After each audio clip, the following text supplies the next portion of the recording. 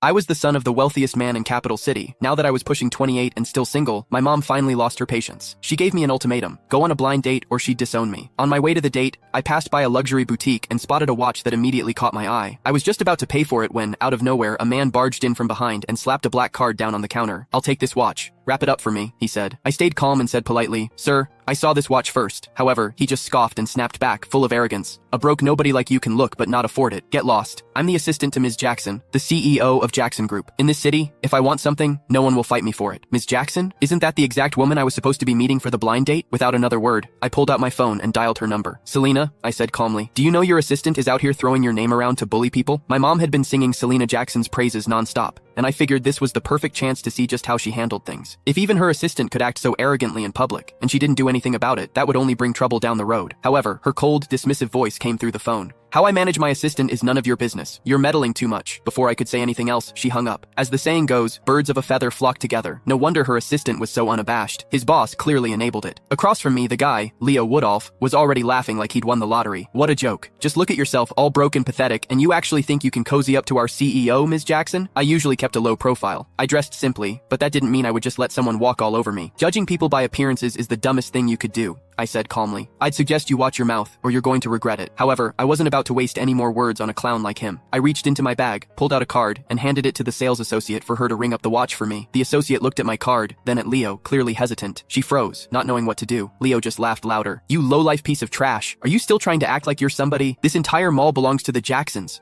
If I don't give the word, you can't even buy a single screw in here." Then, with a smug grin, he yanked the card from my hand and flung it toward the entrance. "Waving around some cheap-ass card thinking you're hot shit? I'm not falling for it. Get lost." In all my life, no one had ever dared to humiliate me like that. Leo had seriously crossed a line. Without another word, I grabbed his arm in one swift motion and dragged him to the front of the store. My voice dropped cold as ice as I ordered, "Pick up my card." The salesgirls in the store stared in shock. "Oh my god, did he really just say that to Mr. Woodolph? Is he crazy?" "Mr. Woodolph is Mrs. Jackson's right-hand man. Offending him is the same as offending her." One of the employees tried to talk me down. "Sir, it's just a watch. It's not worth angering the Jackson Group over this. Please, just let him go. Yeah, you should apologize to Mr. Woodolph while you still can. Beg for forgiveness. It might not be too late." Leo, clearly feeding off the attention, yanked his arm away and shouted, "You worthless trash! Get down on your knees right now, and maybe I'll consider letting this slide. Otherwise, I hope you're ready to lose everything." Now I've seen everything. After years of seeing Mom threaten people, now it was my turn to be threatened. A cold smirk tugged at the corner of my lips as I turned to Leo. "A dog hiding behind someone else's power, huh? Even Selena wouldn't dare say something as crazy as that. And you? Who the hell do you think you are? Who are you calling a dog?" he snapped. I looked around. "You hear anyone else barking around here? You